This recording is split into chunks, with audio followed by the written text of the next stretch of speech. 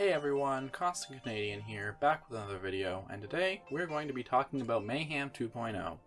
Mayhem 2.0 has been out for a while now, and I think it's fair to say that everyone has officially come to terms with the fact that 99% of guns, for the time being, are completely useless in Mayhem 10. And while Gearbox is working on rebalancing Mayhem 10 to hopefully reverse this gross underperformance of the 99% of guns, we don't yet have an actual date on when that patch will come out. So in the meantime, I've gathered up a list of weapons that will still work in Mayhem 10. Just a quick note before we get into the video, none of the guns on this list are from the Cartels event or from the Mayhem 6 Plus loot pools, because those ones are just obvious. For our first gun that works in Mayhem 10, we have the Ion Cannon. The Ion Cannon was a really good option for one-shotting a lot of enemies before Mayhem 2.0 came out, and now, well, not much has really changed with that, although it is a lot more specific in what types of Ion Cannons will actually work. The best version, however, is a ×2 variant with the new 300% damage against enemies above 90% health annoyant. Combine that with the one-shotter shield, and a skill like Deadeye or Playing Dirty, and you can even one-shot some Mayhem 10 bosses with this thing. This rocket launcher works well on every character, and it's at its strongest with Flak. Another good weapon for starting Mayhem 10 is the Lob.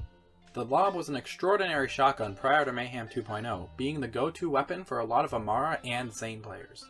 Even after receiving a nerf, this shotgun was still absolutely wrecking bosses, having entire builds based on it to get the most damage out of it.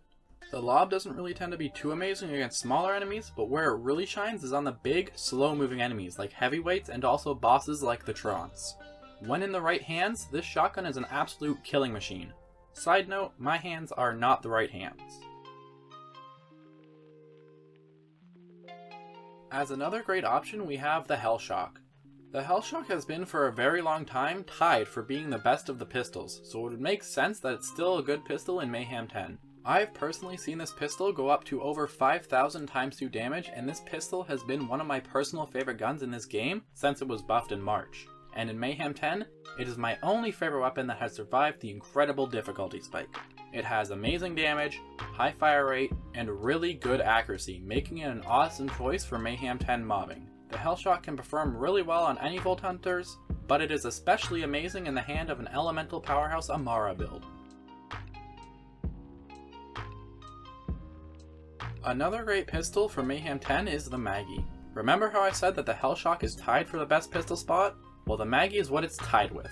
The Maggie is an amazing weapon for pretty much any situation. It has really high damage and also has a potentially really high fire rate depending on how fast your trigger finger is. The Maggie is one of those guns that will always be a top tier weapon, even with its low magazine. It's a great choice for mobbing and bossing as well. The main con to this gun is that it will always spawn as non-elemental, but it does so much damage that the lack of an element doesn't really matter. The Maggie is pretty much known to be a killer gun on Flak, but works really well with any Volt Hunter, even Amara now that Infusion properly gives lifesteal. The Maggie is definitely worth picking up for any of your Volt Hunters. And finally, quite possibly the best gun for climbing the Mayhem levels is the Anarchy.